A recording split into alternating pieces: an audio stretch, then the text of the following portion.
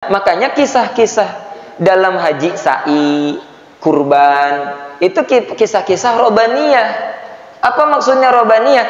Tidak selalu bisa diukur dengan akal. Betul tidak? Ketika lari Safa war Marwa, itu kan selalu diulang itu. Ya. Safa Marwa apa namanya? Sa'i.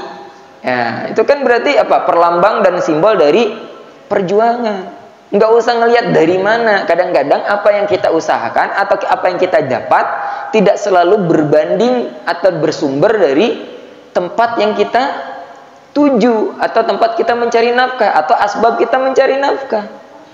Tapi karena pikiran kita selama ini hanya tertuju pada tempat kerja, pada bisnis yang kita lakukan. Pak Isa prospek bisnis orang yang ditawarin Pak RT, taunya yang beli tetangganya, betul tidak? Karena yang di lari-lari Safa Marwah itu kan yang apa jadi apa namanya usahanya, qadarullahnya begitu. Tapi airnya datang dari mana? Dari hentakan kaki Ismail. Kenapa nggak nungguin aja? Betul tidak? Iya. Makanya tadi kasus haji, nabung kurban, ada kok banyak yang gelar karung, jualan bawang jam 7 sampai jam 9 Pak Isa. Nggak usah sampai jam 7 7 to 7, nggak usah. Coba kita renungkan. Nah, berarti yang kita perlu perbaiki adalah keimanannya, sehingga ada berkahnya, sehingga Allah tolong, sehingga beruntung. Gitu. Orang-orang yang jualan di pasar, jualan sayur di depan gerbang rumahnya, jam 7 sampai jam 9, jam 10 udah siap-siap Jumatan. Nah, kita mah di pabrik kadang-kadang makan dulu, ini dulu, imamnya udah barakallahu li wa lakum fil Qur'anil azim wa nafa'ni wa iyyakum bima fihi minal ayati wa dzikril hakim dan seterusnya, kita baru naik tuh. Biasanya masjid-masjid di PT itu di atas gitu ya, atas parkiran atau apa namanya, di dekat-dekat di luar gitu, dekat-dekat kantin biasanya. Banyakan yang mana Kang Herman? Banyakan yang makan dulu. Ya enggak mau rugi kepotong. Makanya kalau di PT agak ini juga ya. Ustadz 15 menit ya, 20 menit udah turun sholat. Ya Allah ya Robbi. Mau jadi apa itu ceramah? Ya tapi mau nggak mau, daripada enggak, akhirnya rukun-rukun aja dijalankan. Gitu ya. Makanya kalau yang misalnya manajemen ya, manajemen padahal mungkin dari manajemen aslinya dari Jepang atau orang luarnya itu apa namanya santai-santai aja. Cuman kadang-kadang yang terlalu bikin ketat dan ribet itu manajemen orang kitanya. Ini yang mendengarkan ceramah ini mungkin dari YouTube ya atau di rumah. Ini manajemen coba dilonggarkan. Siapa yang melonggarkan ya, memberikan kemudahan kepada orang lain untuk berbuat baik, maka Allah akan mudahkan urusan-urusannya. Termasuk nanti sampai ke akhirat dimudahkan. Gitu. Ya makanya apa namanya? Spirit untuk berjuangnya itu harus dikencangkan. Ya. Kemudian tsumma afidu min haitsu afadhan nas wastaghfirullah. Kemudian bertolaklah kamu dari tempat bertolak, waktunya wukuf di Arafah. Ya, wukuf di Arafah. Wastaghfirullah innallaha ghafurur rahim. Maka banyaklah jadi jalan untuk membawa keaslama. Jadi keberserahan, kepasrahan. Jadi sulit, Pak. Kalau tidak dengan, makanya diawali dengan keberserahan, nanti di ujungnya wadzalika najzil muhsinin, najzi lil muhsinin. Demikianlah balasan bagi orang yang berbuat baik. Bukan hanya berbuat baik tadi. Orang muhsin itu orang yang bersemangat berbuat baik dan tidak peduli ujung dari perbuatan baiknya. Makanya Abu Bakar sempat ditegur ketika ada peristiwa fitnatul kubra, yang fitnah terhadap Sayyidatina Aisyah. Kan sempat dihentikan bantuan kepada kerabatnya kan. Kata Allah, ditegur langsung dalam Al-Quran. Enggak pantas orang-orang Islam yang beriman, yang biasa berbuat muhsin.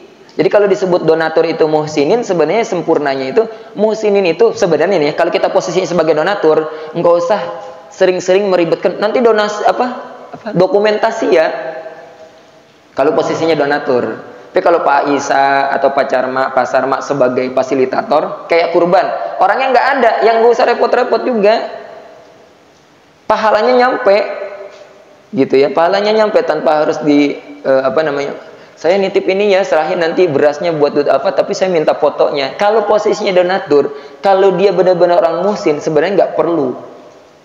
Gak perlu, kecuali kita memang asing banget dan kita memang was-was kalau itu nggak nyampe. Misalnya ternyata yang melakukan pengumpulan donasi misalnya orang-orang di jalan nggak jelas itu. Tapi kalau udah yang kita lihat bisa mempertanggungjawabkan, apalagi saudara-saudara kita sendiri, tetangga-tetangga kita, DKM sekitar, udah.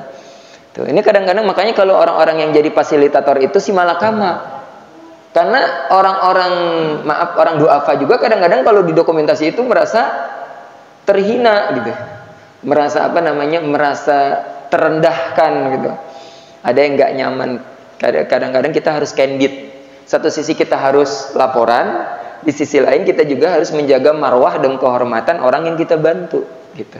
Itu muhsin. Jadi muhsin itu sekali lagi nggak peduli itu. Kalau misalnya Kang Ujang udah punya, wah kayaknya sampai saya pensiun paling Pak Ustadz dapat 30 juta.